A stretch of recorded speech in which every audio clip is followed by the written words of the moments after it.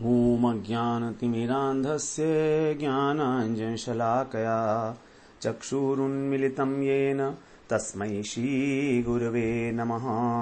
वन्देऽहं श्रीगुरो श्रीयुत्पदकमलं श्रीगुरून् वैष्णवांश्च श्रीरूपं साग्रजातं सहगण रघुनाथान्वितं तं सजीवं साद्वैतं सावधूतं परिजनसहितं कृष्ण चैतन्य देवं श्रीराधा कृष्णपादान् सहगण ललिता श्री विशाखान्वितांश तमादिदेवं करुणानिधानं तमालवर्णं सुहितावतारम् अपार संसार समुद्र सेतुं भजामहे भागवत स्वरूपम्। हे देव हे दैत हे भुवनैक बंधो हे कृष्ण हे चपल हे करुणैक सिंधु हे नाथ हे रमण हे नयनाभिराम हा हा कदानुभवितासि पदं दृशोर्मे। श्री कृष्ण चैतन्य प्रभो नित्यानंद श्री अद्वैत गदाधर शिवसदी गौरभक्त वृंद। हरे कृष्ण कृष्ण कृष्ण हरे हरे हरे राम राम राम हरे हरे। हरे कृष्णा। सर्वप्रथम मैं अपने गुरुपाद पद्म ओम विष्णुपाद अष्टोत्तर शत श्री श्रीमद् भक्तिवेदांत माधव गोस्वामी महाराज के चरण कमलों में अनंत कोटि दंडवत प्रणाम ज्ञापन करता हूँ। हम लोग श्रीमद् भागवत पुराण में नवम स्कंध में चंद्रवंश का वर्णन श्रवण कर रहे हैं। 21वें अध्याय में यहाँ पर जो है भरत के जो वंश के भरत के एकमात्र जो दत्तक पुत्र थे भरद्वाज, इनका एक नाम था वितथ। तो वितथ के विषय में बताया गया। इनके जो है मन्यु नाम के एक पुत्र थे, उनके 5 पुत्र हुए थे, वृहत क्षत्र, जय, महावीर, नर और गर्ग। इनमें से फिर वृहत क्षत्र के हस्ती हुए, हस्ती के फिर हुए अजमीर, द्विमीर और पुरुमीर। तो हस्ती ने ही जो है हस्तिनापुर बसाया था। और अजमीर के पुत्र हुए वृहदिशु, वृहदवनु, वृहदकाय, जयद्रथ, विशद, सेनजीत इत्यादि। इस प्रकार से हस्ती के द्वितीय पुत्र हुए द्विमीर। हस्ती के द्विमीर के वंश का वर्णन किया गया। और फिर हस्ती की जो प्रथम पुत्र थे अजमीर, उनकी दूसरी पत्नी से नलिनी से फिर नील, शांति, सुशांति, पुरज इत्यादि उत्पन्न हुए। और फिर मुदगल, इनके जुड़वा पुत्र उत्पन्न हुए मुदगल के। और मुदगल के जो है एक था दिवोदास और एक थी अहिल्या। तो अहिल्या तो एक गौतम ऋषि से इसका विवाह हुआ। फिर गौतम ऋषि के पुत्र हुए शतानंद, सत्यधृति, शरद्वान। शरद्वान का जो वीर था उर्वशी को देखकर एक जब मूंज की झाड़ पर गिरा तो एक पुत्र और पुत्री उत्पन्न हुए, जिसे शंतनु महाराज ने जो शिकार खेलने गए थे उन्होंने उठा लाए। पुत्र का नाम हुआ कृपाचार्य और पुत्री का नाम हुआ कृपी। और कृपी को द्रोणाचार्य का से विवाह किया इन्होंने। अब दिवोदास का जो वर्ण है, दिवोदास जो हुए थे, जो मुदगल के ही पुत्र थे दिवोदास, उनका वर्णन बता रहे हैं। इनके फिर वंश में हुए मित्रेयु, 22वें अध्याय में बोला, च्यवन, सुदास, सहदेव, सोमक, जंतु, प्रषद और द्रुपद। द्रुपद के द्रौपदी और दृष्टदुम्न ये हुए। दृष्टदुम्न के हुए दृष्टकेतु। फिर अजमीर के दूसरे पुत्र थे ऋक्ष, उनसे हुआ संवर्ण। संवर्ण का विवाह हुआ सूर्य कन्या तपति से। तपति से कुरु का जन्म हुआ, जिनसे कुरुवंश चला। और कुरु के 4 पुत्र हुए, परीक्षित, सुधन्वा, जहनु और निषधात्व। तो जो परीक्षित थे ये निसंतान रहे, जो बड़े पुत्र थे। सुधन्वा के वंश का वर्णन किया। उसके बाद फिर जहनु के वंश का जो है वर्णन किया। जहनु के वंश में सुरथ, फिर प्रतीप। प्रतीप के 3 पुत्र हुए, देवापी, शंतनु और भानीक। ये शंतनु वही जो कृपा और कृपी को उठाकर लाए थे, वहां से जंगल से उठाकर लाए थे। तो शंतनु जो है राजा हो गए। अब शंतनु की ये विशेषता थी कि किसी बूढ़े को छूते तो जवान हो जाता है, इसलिए इनका नाम रख दिया शंतनु, क्योंकि इनसे सबको परम शांति मिलती थी। अब शंतनु के जो छोटे भाई थे भानीक, भानीक के पुत्र सोमदत्त, सोमदत्त के हुए भूरी, भूरिश्रवा और शल। और शंतनु से ही जो है गंगा जी के द्वारा ब्रह्मचारी जो भीष्म थे वो उत्पन्न हुए। और भीष्म ने परशुराम को युद्ध में जो संतुष्ट किया था। शंतनु ने केवट की कन्या जो सत्यवती थी, जो मत्स्य गंधा थी, तो इन्हीं से जो है फिर पाराशर के द्वारा और व्यास जी का जन्म हुआ।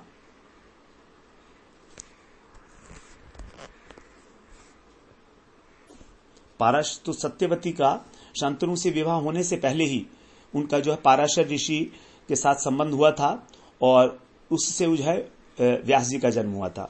तो अब सुखदेव जी कहते हैं उन्हीं का पुत्र मैं हूं और मेरे को उन्होंने भागवत पढ़ाया। और सत्यवती जो के कहने से फिर व्यास जी ने अपने संतानहीन भाई जो थे, इनके 2 भाई थे इनके, तो चित्रांगद को तो मार डाला गया था पहले ही, लेकिन जो दूसरे विचित्र वीर्य थे, तो विचित्र वीर्य की 2 पत्नियां थी, अंबिका और अंबालिका। तो जब विचित्र वीर्य भी जो मर गए अपनी पत्नियों में आसक्त होने के कारण, इनको राजयक्ष्मा रोग हो गया, टीबी हो गया, तो फिर सत्यवती के कहने से व्यास देव जी ने ही इन संतानहीन भाइयों की स्त्रियों से धृतराष्ट्र और पांडु पुत्र को उत्पन्न किया। तो जो विचित्र वीर की वृत्ति हुई थी वो हो गई नहीं होने के बाद, क्योंकि संतान नहीं थी, तो व्यास जी की माता भी थी वे विचित्र वीर के साथ साथ सत्यवती जी, क्योंकि सत्यवती का जो है विवाह से पहले ही जो है व्यास देव जी उत्पन्न हो गए थे। तो जब उन्होंने कहा व्यास देव जी से, तो क्योंकि उन दिनों में क्या है, पति का जो भाई होता है देवर, वो भी अपनी भाभी से संतान उत्पन्न कर सकता था। इसको कहा जाता था देवरणे सुतोपत्ति, अर्थात यदि किसी कारणवश पति संतान करने में असमर्थ है तो भाई जो है उत्पन्न कर सकता था। कलयुग के अंदर ये जो है ये वर्जित है। अश्वमेधम ब्रह्मवैवर्त पुराण में लिखा गया है, अश्वमेधम गवालंभम संन्यासम पलपत पैत्रकम देवरणे सुतोपत्तिम कलौ पंच विवर्जयेत। कलयुग में 5 कर्म करने की मनाही है, अश्वमेध यज्ञ, गौमेध यज्ञ, संन्यास आश्रम ग्रहण करना और पूर्वजों को मांस की भेंट चलाना और देवर के द्वारा भाभी से संतानोत्पत्ति करना। इस प्रकार तो व्यास देव जी ने केवल अपनी दृष्टि मात्र से ही इनके अंदर गर्भ का आधान कराया था। अब आगे जो है कह रहे हैं 26वें, फिर इनके जो है पुत्र हुए, और दासी के पुत्र हुए विदुर। अब 26वें श्लोक से हम लोग श्रवण करेंगे। गांधर्याम धृष्टराष्ट्रस्य यज्ञे पुत्र शतम नृप तत्र दुर्योधनो ज्येष्ठो दुश्शला चापि कन्यका। यहां पर अब कह रहे हैं कि हे राजन, धृतराष्ट्र की जो पत्नी है गांधारी, उन्होंने पुत्र शतम यज्ञ 100 पुत्र उत्पन्न किए। तत्र दुर्योधन, उनमें दुर्योधन जो है ज्येष्ठ था, सबसे बड़ा था, और दुश्शला, और दुश्शला नाम की एक कन्या भी हुई। तो 100 पुत्र हुए कौरव, जिनको कहा जाता है, और एक उनकी बहन भी थी दुश्शला। इसी के पुत्र थे इसके पति थे जयद्रथ, जिन्होंने अभिमन्यु को मारा था, तो ये इसी के जो है पति थे दुश्शला के। शापान मैथुरद्धस्य पांडो कुंत्याम महारथा जाता धर्मा नीलेन्द्रेभ्यो युधिष्ठिर मुखास्त्रय। शापात, शाप के कारण, मैथुन रुद्धस्य, जो मैथुन से रोके गए थे, ऐसे पांडु की पत्नी कुंती से धर्मराज, वायु, इंद्र और युधिष्ठिर, इन 3 प्रमुख महारथी उत्पन्न हुए। तो धर्म, वायु और इंद्र के द्वारा युधिष्ठिर आदि 3 महारथी उत्पन्न हुए,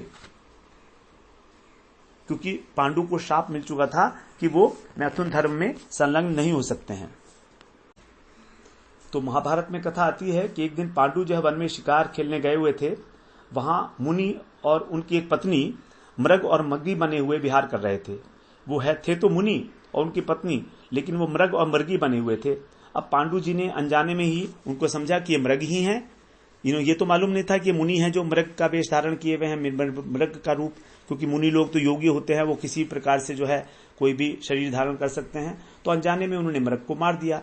तो मृगी ने उनको श्राप दे दिया कि जिस प्रकार से स्त्री सहवास के समय तुमने मृग का वध किया है, वैसे ही स्त्री सहवास के समय तुम्हारी भी मृत्यु हो जाएगी। इसलिए पांडु की जो पत्नी थी कुंती, उनके गर्भ से धर्म के द्वारा युधिष्ठिर हुए, वायु के द्वारा भीमसेन और इंद्रसेन के द्वारा अर्जुन, 3 पुत्र उत्पन्न हुए। क्योंकि कुंती को ये वरदान मिला हुआ था कि वो किसी भी देवता का आह्वान कर सकती हैं। तो इस प्रकार से जब पांडु जो है पुत्र उत्पत्ति नहीं कर सकते थे, तब उन्होंने इन 3 देवताओं का क्रमशः आह्वान किया। और अपनी विवाह से पहले भी उन्होंने सूर्य देवता का आह्वान किया था। तब उस समय जो है कर्ण उत्पन्न हुए थे उनके, तो कर्ण को उन्होंने जो है बहा दिया था नदी में, क्योंकि वो तो विवाह से पहले की बात थी, लेकिन उनको कर्ण को बहा दिया था। इसीलिए कर्ण भी जो है वो कुंती के ही पुत्र हैं, सूर्य से उत्पन्न है वो। और इस प्रकार से जो है 3 पुत्र उत्पन्न हुए, धर्मराज युधिष्ठिर, धर्मराज से युधिष्ठिर, वायु से भीमसेन और इंद्र के द्वारा अर्जुन, ये 3 पुत्र उत्पन्न हुए। अब आगे कह रहे हैं, नकुलः सहदेवश्च मादर्याम नास्यतस्त्रयो द्रौपद्याम पंचभ्य पुत्रास्ते पितरो अभमन्। 28वां श्लोक है। इसमें कह रहे हैं कि माद्री से, जो पांडु की दूसरी पत्नी है, उनसे ना असत्याद्रयो, दोनों अश्विनी कुमारों के द्वारा नकुल और सहदेव उत्पन्न हुए।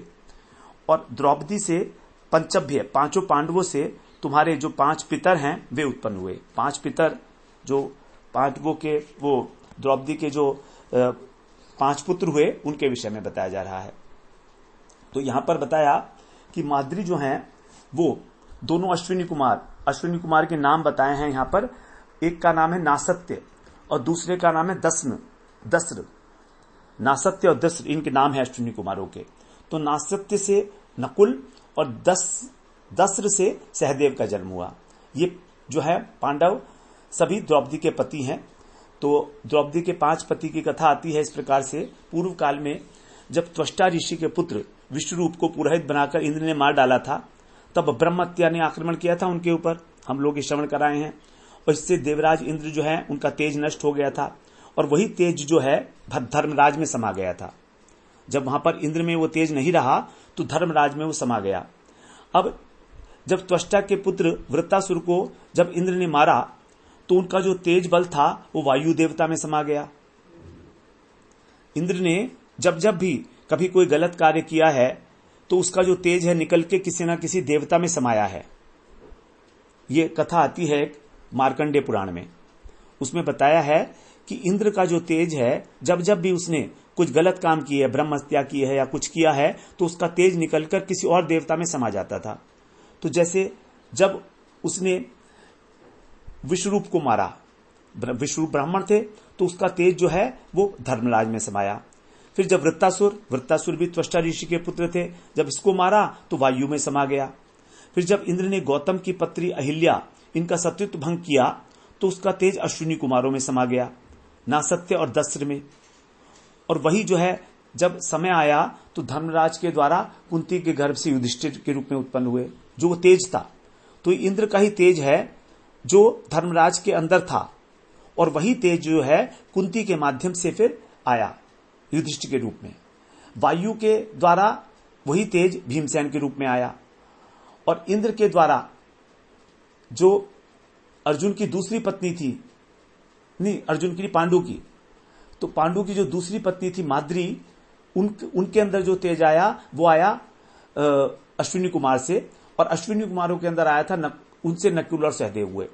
तो इस प्रकार से यदि हम देखें गंभीरता से, तो युधिष्ठिर, भीम और नकुल सहदेव, इन 5 के अंदर ही इंद्र का ही तेज था। क्योंकि इंद्र का ही तेज 3 बार निकलकर क्रमशः धर्मराज में गया, वायु में गया और अश्विनी कुमारों में गया।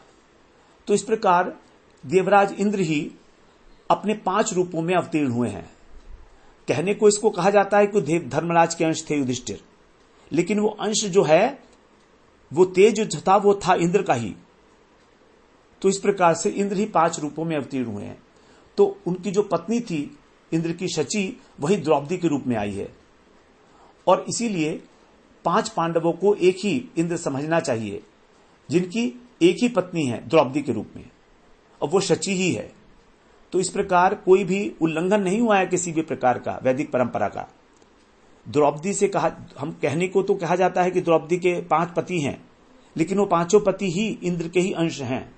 समय समय पर इंद्र का तेज निकल कर इन देवताओं में आया है, और वही तेज जो है कुंती के माध्यम से प्रकट हुआ है पुत्र के रूप में। ऐसा समझना चाहिए।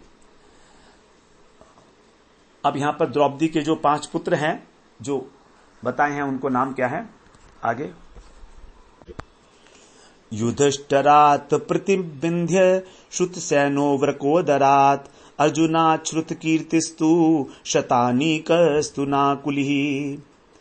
जो युधिष्ठिर हैं उनके पुत्र का नाम है प्रतिविंध्य, भीमसेन के जो पुत्र हैं उनका नाम है श्रुतसेन, और अर्जुन के जो पुत्र हैं उनका नाम है श्रुतकीर्ति, नकुल के पुत्र का नाम है शतानीक, और सहदेव के पुत्र का नाम आगे बता रहे हैं 30वें श्लोक में, सहदेव सुतो राजत श्रुतकर्मा तथा परे युधिष्ठिरात तु पौर्व्याम देवको अथ घटोत्कचः। और सहदेव के जो पुत्र हैं उनका नाम है श्रुतकर्मा। इसके अतिरिक्त तथा परे, इसके अतिरिक्त जो युधिष्ठिर थे उनकी एक पौरवी नाम की भी पत्नी थी, पौरवी, उनसे उनके जो है पुत्र हुए देवक, पौरवी पौरव्याम देवको अथ। और आगे कह रहे हैं घटोत्कच, तो घटोत्कच किसके पुत्र थे उसको 31वें श्लोक में कह रहे हैं। अन्वय यहां पर 32वें श्लोक तक एक साथ ही है, इसलिए हम लोग अब 31-32 एक साथ पढ़ लेते हैं।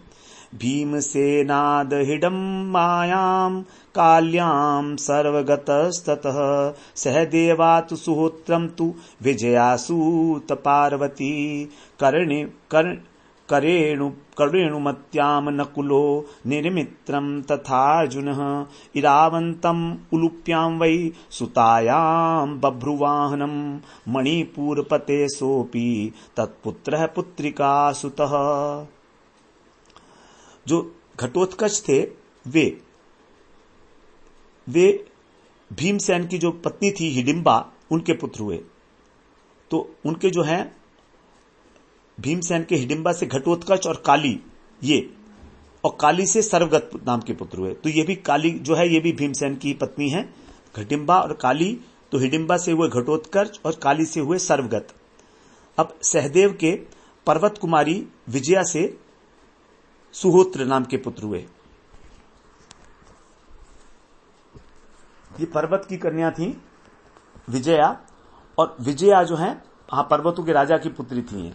अब 32वें श्लोक में कह रहे हैं कि नकुल की पत्नी जो है करुणुमति, इनसे नरमित्र नाम का पुत्र हुआ, और अर्जुन को जो है नाग कन्या उलपी नामक एक अपनी पत्नी से इरावान नामक पुत्र हुआ, और मणिपुर की राजकुमारी के गर्भ से बभ्रुवाहन नामक पुत्र की प्राप्ति हुई।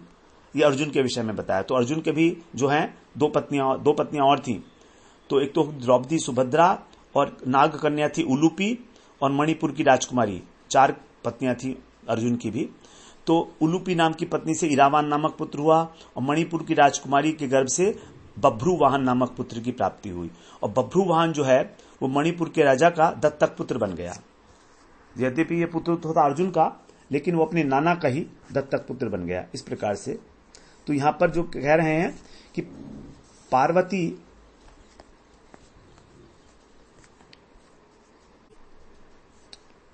यहां पर कह रहे हैं कि पुत्रिका सुतः, पुत्रिका का मतलब होता है, जब पुत्रिका सुत के विषय में पहले भी आया है एक जगह पर, जहां पर जो है नाना जो है पहले से इस प्रकार की संधि हो जाती है कि जो भी पुत्री का पुत्र होगा उसको उस जो भी मतलब कन्या का पुत्र होगा उसको कन्या के जो पिता हैं वो ले लेंगे दत्तक पुत्र के रूप में। तो इसको बोलते हैं पुत्रिका धर्म।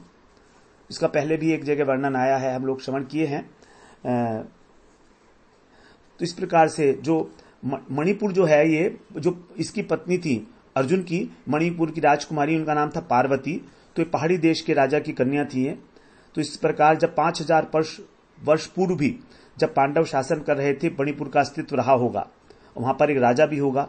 इसी प्रकार कहते हैं मणिपुर जो है ये बड़ा प्राचीन वैष्णव राज्य था, और फिर ये वैष्णव राज्य तभी यहाँ पर जो है हमारे महाप्रभु के भी जो भक्त लोग थे वो भी वहां पर गए थे मणिपुर में वैष्णव धर्म की स्थापना करने के लिए। और बड़े मंदिर हैं वहां पर मणिपुर के अंदर, और वृंदावन में भी मणिपुर के राजा के बनवाए हुए बड़े मंदिर हैं। इस प्रकार से तव तातः सुभद्रायाम अभिमन्युरजायत सर्वतीरथ धीर द्वीर उत्तरायाम ततो भवान। हे राजा परीक्षित, आप कह रहे हैं तुम्हारे पिता जो अभिमन्यु हैं, तव तातः, अभिमन्यु अर्जुन के पुत्र के रूप में सुभद्रा के गर्भ से उत्पन्न हुए, और वे सभी जो अतिरथी थे 1000 रथवानों के साथ एक साथ युद्ध करने वाले जो होता है अतिरथी, तो ऐसे अतिरथी थे ये। और इनके द्वारा जो विराट राज हैं, विराट देश के, उनकी पुत्री उत्तरा के गर्भ से तुम उत्पन्न हुए हो। तो यहां तक जो है लाकर बता दिया उनको कि तुम्हारी भी उत्पत्ति कैसे हुई है। परीक्षिणेषु कुरेषु द्रोणेर्ब्रह्मास्त्र तेजसा त्वं च कृष्णानुभावेन सजीवो मोचितोन्तकात्। अब कह रहे हैं कि हे तुम्हारा जो है कुरुवंश नाश हो चुका था, जो कुरुवंश जो है ये पूरा नाश हो चुका था, तो भी तुम भगवान कृष्ण के प्रभाव से कृष्णानुभावेन सजीवो माने जीवित हो, अंतकात अपनी मृत्यु से तुम जीवित बच पाए, भगवान की कृपा है तुम्हारे ऊपर। क्योंकि जब उसको अश्वत्थामा ने ब्रह्मास्त्र का उपयोग किया था तब तुम उत्तरा के गर्भ में थे। तो कृष्ण अनुभावेन त्वम चम, तुम तो सप्राण छुड़ा लिए गए, मोचित माने छुड़ा लिए गए हो तुम ब्रह्मास्त्र के द्वारा। ब्रह्मास्त्र तेजसा अंतकात, ब्रह्मास्त्र के तेज रूपी काल से जो द्रोण अश्वत्थामा के द्वारा जो छोड़ा गया था उससे। तवे में तनयास्तात जन्मे जय पूर्वकः श्रुतसेनो भीमसेन उग्रसेन वीर्यवान। अब आगे कह रहे हैं कि क्या उत्पत्ति होगी हे तात, तब इमे तुम्हारे ये जन्मेजय जिनमें बड़ा है पूर्व का तनया वे पुत्र हैं श्रुतसेन भीमसेन वीरवान और उग्रसेन, बड़े पराक्रमी है ये वीरवान उग्रसेन। तुम्हारे जो ये पुत्र हैं वीरवान नहीं है, जन्मेजय श्रुतसेन भीमसेन और उग्रसेन, ये बड़े पराक्रमी हैं सबके सब। तो 4 पुत्र हैं इनके, जिनमें जन्मेजय सबसे बड़े हैं। अब आगे का भी सारा वर्णन जो है परीक्षित महाराज को सुनाया जा रहा है कि तुम्हारे बाद कौन कौन होगा, सारा आगे कह रहे हैं। जन्मेजयस्त्वां विदित्वा तक्षकान् निधनं गतं सर्पान् वै सर्पयागाग्नौ स होष्यति रुषान्वितः। त्वां तक्षात, तुम्हें जब तक्षत निधनम गतः, तुम मृत्यु को प्राप्त हो जाओगे तक्षक के द्वारा, विदित्वा यह जानकर तुम्हारा जो पुत्र है जन्मेजय रुषान्वित है अत्यंत क्रोधपूर्वक, वही सर्पान निश्चित रूप से सर्पों को सर्प याग अग्नौ सर्प यज्ञ की अग्नि में स होष्यति हवन कर देंगे। तो आगे की सारी घटना जो है अभी परीक्षित महाराज को सुनाई जा रही है कि जब तुम्हारी अभी कुछ दिन बाद ही 4 दिन बचे होंगे, तो जब तुम्हारी मृत्यु हो जाएगी तब ये सब काम होगा आगे का। सुन लो अभी तुम। का वैशेयम पुरोधाय तुरम तुरगमेधयाट समन्तात पृथ्वीं सर्वाम जित्वा यक्षति चाध्वरे। तब क्या होगा आगे और बता रहे हैं कि काल कावशेय तुर को पुरोहित बनाकर, कावशेय जो है एक पुरोहित बनेंगे, तुरम तुर कावशेय तुर को पुरोहित बनाकर पुर आधाय समन्तात चारों ओर से संपूर्ण पृथ्वी को जित्वा माने जीत कर अध्वरम यानी यज्ञों के द्वारा ही ये आराधना करेंगे। क्यों करेंगे? तुरंग मेधयाट अश्वमेघ यज्ञ करने के लिए। तो जन्मेजय जो है ये अश्वमेघ यज्ञ करेगा पुरोहित बनाकर कावशेय तुर को, और पृथ्वी पर विजय प्राप्त करके यज्ञों के द्वारा भगवान की आराधना करेगा। तो इस प्रकार से भगवान की आराधना का ही एक तरीका था अश्वमेघ यज्ञ पुराने समय में। लेकिन जैसे यहां कहा गया कि अश्वमेघ यज्ञ इत्यादि जितने भी हैं वो सभी यज्ञ कलयुग के अंदर जो है विवर्जित किए गए हैं, ऐसा पुराण में उल्लेख किया गया है स्पष्ट रूप से ब्रह्म वैवर्त पुराण में कि 5 चीजें कभी नहीं करनी चाहिए, गौमेध यज्ञ, अश्वमेघ यज्ञ, संन्यास इत्यादि जो है इसके लिए। आगे तस्य पुत्र शतानीको याज्ञवल्क्यात् त्रयीं पठन् अस्त्र ज्ञानम क्रियागानम शौनकात् परमेष्यति। और जो जन्मेजय का पुत्र है होगा शतानीक। तो शतानी वो याज्ञवल्क से त्रयीम वेदत्रयी अर्थात 3 प्रकार के जो वेद हैं उसको पढ़ेगा, अध्ययन करेगा और कर्मकांड की अध्ययन करेगा। क्रिया ज्ञानम कर्मकांड, और अस्त्र ज्ञानम कृपाचार्य से अस्त्र ज्ञान सीखेगा, और शौनकात शौनक ऋषि से परम अर्थात आत्मज्ञान को प्राप्त करेगा। इस प्रकार से तुम्हारा जो पुत्र शतानीक वो भी इस प्रकार से सारी चीजें करेगा। सहस्त्रानीक ततस्तुत्रस ततश्चैवाश्वमेधजः असीम कृष्णस्य तस्यापि नेमि चक्रस्तु तत्सुतः। अब शतानीक का जो पुत्र है वो होगा सहस्त्रानीक। उससे भी कौन होगा फिर? सहस्त्रानीक का पुत्र होगा अश्वमेधज, और अश्वमेधज का पुत्र होगा असीम कृष्ण, और असीम कृष्ण का पुत्र होगा नेमि चक्र। अब 40वां श्लोक जो है बता रहे हैं। गजावे हृते नद्या कौशाम्ब्यां साधु वस्यति उक्तस्ततश्चित्ररथस् तस्मात् कविरथः सुतः। जब गजावे बोलते हैं हस्तिनापुर को, तो जब हस्तिनापुर नद्याम जो नदी है गंगा नदी, इसके द्वारा हरते माने हरण कर लिया जाएगा, अर्थात जब बह जाएगा गंगा जी में, तब कौशाम्बी में भली प्रकार साधु बने अच्छी प्रकार से वत्स्यति मन जा बसेगा। तो हस्तिनापुर जो है कौशाम्बी में जाकर निवास करेगा, सारे लोग यहां से चले जाएंगे कौशाम्बी में, जो दिल्ली के पास है कौशाम्बी, वहां पर पास ही है, आउटर के ऊपर गाजियाबाद के पास पड़ता है ये कौशाम्बी। ततः माने उसका पुत्र होगा चित्ररथ, और तस्मात् सुतः कविरथ, और उसका पुत्र होगा कविरथ। ये सब आगे वाली जो पीढ़ियां हैं, वंश हैं, उसके विषय में यहां बता रहे हैं। तस्माच्च वृष्टिमांस्तस्य सुषेणोऽथ महीपतिः सुनीथस्तस्य भविता नृचक्षुर्यत् सुखी नलः। उससे क्या होंगे? वृष्टिमान, और उससे फिर तस्य अथ पृथ्वीपति से सुषेण होगा, और सुषेण से होगा सुनीत, और सुनीत से होगा नृचक्षु, और जिसका पुत्र होगा सुखी नल। तो यहां पर एक प्रधान पुत्र का ही विषय में बताया जा रहा है जो राजा बनता है। यद्यपि इनके सबके भाई होते होंगे, लेकिन उन भाइयों के विषय में जो है यहां पर नहीं बताया, क्योंकि एक एक पुत्र तो सबका होगा नहीं, पुत्र भी होगा, पुत्रियां भी होंगी, तो उनका कहीं विवाह भी होगा, तो सारी चीजें वो सब नहीं बता रहे हैं। जो राजा बने हैं पुत्र वंश के अंदर, उन्हीं का नाम यहां पर लिया जा रहा है। परिप्लवः सुतस्तस्मान् मेधावी सुनयात्मजः नृपञ्जयस्ततो दूर्वस्तिमिरस्तस्मात् जनिष्यति।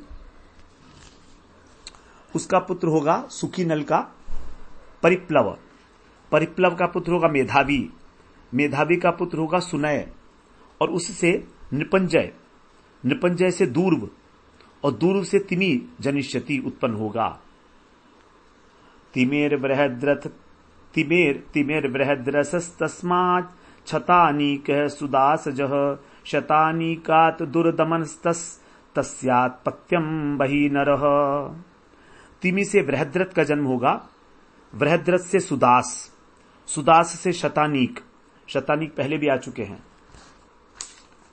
ये शतानीक जो है जन्मेजय की पुत्र हैं, और इनका दोबारा नाम हो गया सुदास, और सुदास भी पहले आ चुके हैं। इन सुदास के पुत्र थे सौदास, जो हम लोगों ने पहले पढ़ा है। शतानीक से होगा दुर्दमन, और दुर्दमन के पुत्र होंगे बहिनर। बड़े नाम सबके बताए जा रहे हैं, लेकिन हम सबको पढ़ेंगे, क्योंकि इन सबके नाम लेने से ही जो है कल्याण होता है, ऐसा भी लिखा है भागवत में। क्योंकि प्रत्येक श्लोक भागवत का बड़ा महत्वपूर्ण है, तो इनके नाम मात्र लेने से, क्योंकि सभी लोग भगवान के भक्त हैं, सभी के अंदर भगवान का अंश है, तो इसीलिए यहां पर इनका वर्णन किया जा रहा है, और कोई कारण नहीं है। तो हम लोग बड़ा धैर्यपूर्वक इसको श्रवण करेंगे, कोई जल्दीबाजी नहीं है। अब आगे कह रहे हैं, उसका पुत्र होगा, अब आगे कह रहे दंड पारिनिर्मितस्तस्य क्षेम को भविता नृपः ब्रह्म क्षत्रस्य वै प्रोक्तो वंशो देव ऋषि सत्कृतः। दंडपाणि उसका पुत्र होगा। किसका पुत्र है ये? देख लेते हैं। बहिनर, जो लास्ट थे वो बहिनर थे, तो बहिनर का पुत्र होगा। 44वें श्लोक में कह रहे हैं अब दंडमानी के पुत्र होंगे निमि का नाम पहले भी आ चुके हैं। ये निमि तो राजा थे, और जिनका 13वें अध्याय में हम लोगों ने श्रवण किया। और निमि के पुत्र होंगे क्षेमक, और वही माने निश्चित रूप से देवताओं और ऋषियों के द्वारा ये सम्मानित होंगे। तो सम्मानित वृहत क्षत्रस्य वंश प्रोक्त है। वृहत क्षत्र का मैंने आपको वर्णन किया, वृहत क्षत्र का जो वंश है। तो अभी तक जो चल रहा था यहां पर वृहत क्षत्र जो वंश है उसका वर्णन यहां पर किया जा रहा था। जो शांतनु और दुष्यंत के पुत्र थे भरत, उनके पुत्र का नाम था वितत, और वितत के हुए थे मन्यु, और मन्यु के हुए थे वृहत क्षत्र। तो ये सारा वृहत क्षत्र के वंश का वर्णन है। इनके पुत्र हुए थे हस्ती, और हस्ती के अजमीर, द्विमीर और पुरुमीर, जिन्होंने हस्तिनापुर बसाया है। तो क्योंकि महाभारत से और परीक्षित जी से यही संबंध है, तो इन्हीं का वंश का विस्तार रूप से यहां तक वर्णन किया गया। तो इसके अंतिम जो राजा हुए वो है क्षेमक। जन्मेजय से आरंभ करके जो परीक्षित के पुत्र हैं जन्मेजय, तो जन्मेजय के हुए शतानीक, सहसानीक, अश्वमेधज, असीम कृष्ण, नेमी चक्र, चित्ररथ, कविरथ, वृष्टिमान, राजा सुषेण, सुनीत, नृचक्षु, सुखीनल, परिप्लव, सुनय, मेधावी, निपंजय, दूर्व, तिमी, बृहद्रथ, सुदास, शतानीक, दुर्दमन, बहिनर, दंडपाणी, निमि और क्षेमक। तो ये कह रहे हैं कि अब मैंने तुमको यहां पर अभी तक जो बृहद क्षत्र है, बृहद क्षत्र जो मन्यु के सबसे बड़े पुत्र थे 5 पुत्रों में से, उसका मैंने यहां तक आपको वर्णन सुनाया। अब आगे कह रहे हैं, क्षेमकम प्राप्य राजानम संस्थाम प्राप्स्यति कलौ वै कलौ अथ मगध राजानो भवितारो वदामिते। 45वां श्लोक। ये जो क्षेमक कलयुग के राजा हैं, चंद्रवंशी राजा, ये क्षेमक राजा के साथ ही समाप्त हो जाएंगे। तो जो सोमवंश है, चंद्रवंश है, ये इस क्षेमक राजा के साथ ही जो है पूरा हो जाएगा। ये 27 में हैं। जन्मेजय से आरंभ करके यदि हम काउंट करेंगे, परीक्षित के बाद जो परीक्षित के पुत्र है जन्मेजय, उसे 27वें राजा हैं ये, जो अभी तक हम लोगों ने श्रवण किए कलयुग के अंदर। अब कह रहे हैं मैं तुमको मगध जो राजा हैं उसका वंश का वर्णन तुमसे अब वर्णन करता हूं। तो अब आगे कह रहे हैं, जो जरासंध जिनसे बने थे ना, जरासंध के विषय में जो बात हुई थी पहले, उसका वर्णन यहां पर अब किया जाएगा। तो अब यहां 46वें श्लोक में कह रहे हैं, भविता सहदेवस्य मार्जरीयत श्रुतश्रुवा ततो युतायुस्तस्यापि निर्मित्रो अथ तत्सुतः। जो सहदेव हैं, सहदेव कौन है यहां पर? जो जरासंध के पुत्र हैं। जरासंध के पुत्र का नाम हुआ था सहदेव। ये हमने 22वें अध्याय में श्रवण किया ना, 9वें श्लोक में। जो जरासंध थे, ये बृहद्रथ की दूसरी पत्नी से जो उत्पन्न हुए थे, जो एक ही शरीर के 2 टुकड़े थे, उसको जरा नाम के राक्षसी ने जो है जोड़ दिया था। तो ये जो जरासंध हैं, बृहद्रथ की पत्नी के, दूसरी पत्नी के थे पुत्र। तो जरासंध जो हैं, इनके पुत्र हुए थे सहदेव। जरासंध के पुत्र बताए थे सहदेव। सहदेव के थे सोमापी, वहां पर हम लोग बात किए थे। और फिर सोमापी का पुत्र हुआ था श्रुतश्रवा। तो इसी को कह रहे हैं यहां पर कि जरासंध का पुत्र हुआ सहदेव, सहदेव का पुत्र हुआ मार्जारी, और मार्जारी होगा, मार्जारी के होंगे श्रुतश्रवा। वहां पर भी श्रुतश्रवा का नाम आया था। वहां पर जो है सहदेव का पुत्र लिखा था सोमापी, और सोमापी का पुत्र हुआ सहश्रवा, श्रुतश्रवा। यहां पर जो है सोमापी को मार्जारी कहा है, तो हो सकता है एक ही हो। और फिर श्रुतश्रवा, उस श्रुतश्रवा का पुत्र होगा श्रुतायु, और श्रुतायु का पुत्र होगा फिर निर्मित्र, और फिर उसका पुत्र आगे 47वें श्लोक में कह रहे हैं, सुनक्षत्र है सुनक्षत्राद वृहस्येनोथ कर्मजित ततः श्रुतंजयात विप्रह शुचितस्तस्य भविष्यति। सुनक्षत्र से फिर उसका पुत्र होगा सुनक्षत्र, निर्मित्र का। तो अब यहां पर जो है निर्मित्र के पुत्र को बता रहे हैं, जो मगध वंशी है, वर्णन है ये जरासंध के वंश का। तो सुनक्षत्र के पुत्र होंगे वृहस्यन, सुनक्षत्र, हाँ, सुनक्षत्र के पुत्र होंगे वृहस्यन, और वृहस्यन के होंगे कर्मजित, और कर्मजित से होगा श्रुतंजय, श्रुतंजय से होगा शुचि। विप्र और शुचि 2 होंगे। अब आगे कहते हैं, क्षेमोऽथ सुव्रतस्तस्मात् धर्म सूत्र है शमस्ततः द्युमस्सेनोऽथ सुमति सुबलो जनिता ततः। उसी से क्षेम होगा, शुचि से क्षेम उत्पन्न होगा। क्षेम का पुत्र होगा सुव्रत, सुव्रत का पुत्र होगा धर्मव्रत, धर्मसूत्र, और धर्मसूत्र का पुत्र होगा शम। उससे फिर होगा द्युमत्सेन, और उसका पुत्र होगा सुमति, और उससे सुबल उत्पन्न होगा। 48वें श्लोक में ऐसा कहा गया। अब 49वां श्लोक है, सुनीत सत्यजितथ विश्वजित यत रिपुंजय भ्रातरताश्च भूपाला भाव्या सहस्रवत्सरम। यह अंतिम श्लोक है। अब सुबल का पुत्र होगा फिर सुनीत, और सुनीत का पुत्र होगा सत्यजित, फिर होगा विश्वजित, और विश्वजित के होकर रिपुंजय। यहां तक जो है सब बोला वृहद्रथा, जो वृहद्रथ के वंश में उत्पन्न होने वाले राजा लोग, ये भी सहस्त्रवत्सरम, 1 वर्ष के भीतर ही भाव्या माने होंगे। तो जिस प्रकार उसको कहा गया कि वो 1 वर्ष के भीतर होंगे सारे, इससे पहले उसी प्रकार यहां पर कहा कि सोमवंश का वर्णन कहा और यहां पर मगध देश का वर्णन कहा कि ये भी 1000 वर्ष तक आगे तक चलेंगे। इस प्रकार से हमारा जो ये 22वां अध्याय है ये पूरा हो जाता है। यहां पर 49 श्लोक हैं इसके अंदर भाई सभी राजाओं के ही वर्णन है और पांचाल देश के, कौरव के और मगध देशीय जो राजा हैं जरासंध इत्यादि, उन सबका यहां पर वर्णन किया गया। अब फिर हम अगले सत्र में 23वें अध्याय में प्रवेश करेंगे। 23वें अध्याय में भी जो है अनु, द्रयु, तरवसु और यदु के वंश का वर्णन है। ये सब जो पुत्र हैं ये ययाति के ही सब पुत्र हैं। द्रुयु, तरवसु और अनु, ये तीनों, इन्होंने जो है अपना यौवन जो है इनकार कर दिया था देने के लिए ययाति महाराज को, और यदु जी के वंश का भी। और पुरु के वंश का हम अभी तक वर्णन श्रवण कराए हैं, बहुत विस्तार में है पुरु के वंश का वर्णन, लेकिन इनका भी अब एक अध्याय के अंदर 23वें अध्याय में इनका भी वर्णन होगा। 39 श्लोक है वहां पर। वांछा कल्पतरुभ्यश्च कृपा सिंधुभ्येव च पतितानां पावनेभ्यो वैष्णवेभ्यो नमो नमः।